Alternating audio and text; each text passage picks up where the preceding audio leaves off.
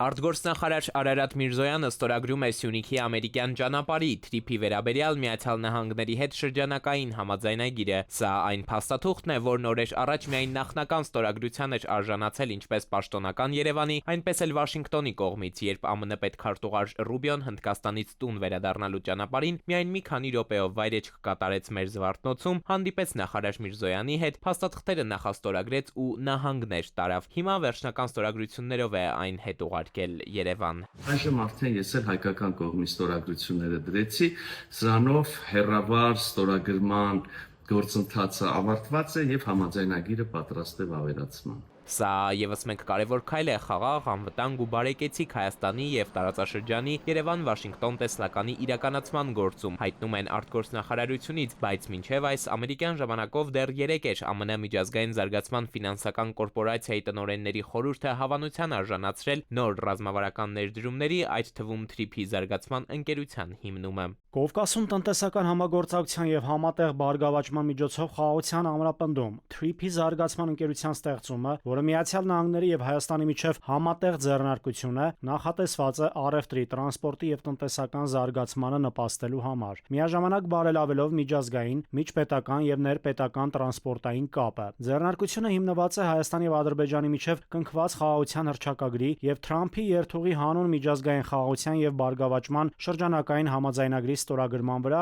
աջակցելու հիմնական ենթակառուցվածքային նախագծերին, ներառյալ երկաթուղիները, ճանապարհները, խողովակաշարերը, օպտիկա մանրաթելային մալուխները եւ այլն։ Հայ-ադրբեջանական խաղաղության ամերիկյան փաստաթղթից, ինչպես նաեւ հենց Թրամփի երթուղուն վերաբերող պայմանագրերից էական նորություններ չկային դրանց նախաստորագրումից հետո գրեթե 10 ամիս։ Հիմա դրանք օրակարգ են գալիս մեկը մյուսին հերթ չտալով։ Օրերս էլ հիշենք, Դոնալդ Թրամփն էր Բաքվի 33-րդ էներգետիկ շաբաթվա մասնակիցներին հղած ուղերձում հայտարարել, թե իր վարչակազմը սպասում է Հայաստանի եւ Ադրբեջանի միջև խաղաղության վերաբերյալ արդյունավետ քննարկումներին, որոնք նախատեսված են այս ամսվա ընթացքում։ Երբ մենք հանդիպեցինք Սպիտակ տանը, մեկ քայլ առաջ արեցինք եւ հասանք Հայաստանի ու Ադրբեջանի միջև երկարատև խաղաղության։ Ինչպես գիտեք, տարածաշրջանային էներգետիկ ինտեգրացիան օգոստոսի 8-ին կայացած պատմական խաղաղության գագաթնաժողովի հիմնական հենասյունն էր։ Իմ վարչակազմն անհամբեր սպասում է այս թեմայի շուրջ արդյունավետ քննարկումների հունիսին։ Համատեղ ջանքերը կնպաստեն խաղաղության ամրապնդմանը, բարգավաճմանն ու ավելի վստահ ապագա կերտելուն ինչպես տարածաշրջանի,